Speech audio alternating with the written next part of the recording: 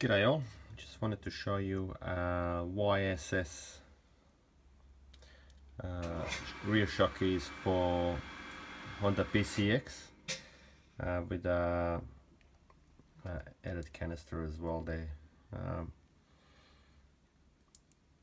got one of these shocks that developed a leak. I think if you have a look at one of my other videos, you will see what it looked like before I pulled it apart.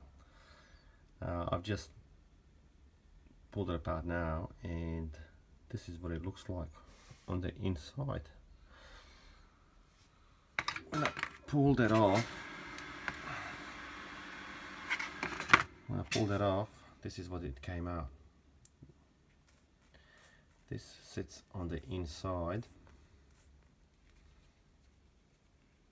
fills the chamber, the canister inside fills it, and then I suppose this just absorbs the pressure that gets thrown at it.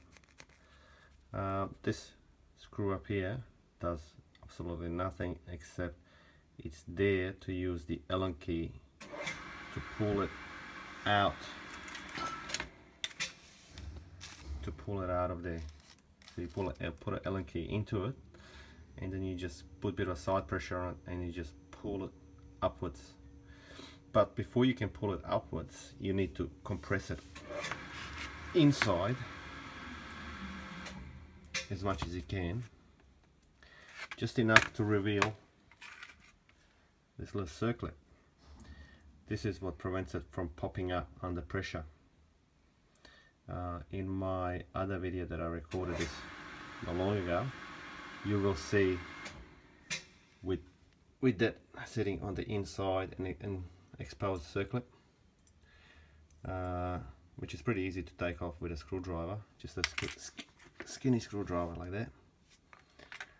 And then you just use a Allen key, you wedge it in there, put a side pressure, and then just lift it, and it pops up with a few attempts.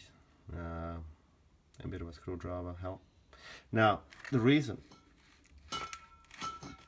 this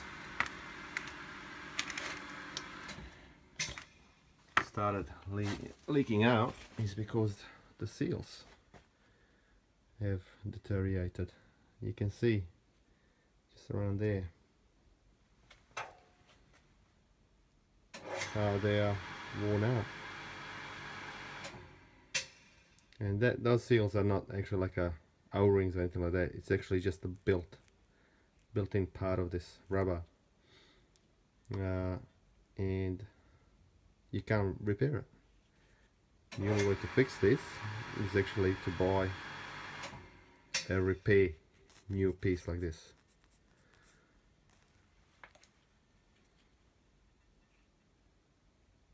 Why did that wear out like that? I have no idea. But I do hear that YSS shocks do leak oil, and maybe that's one of the reasons that they do. Maybe it's just a poor sealing construction part. Anyway, a bit of oil came out of it, not too much. There's a line in there halfway, you can see it. I assume that's how far you would fill it with oil,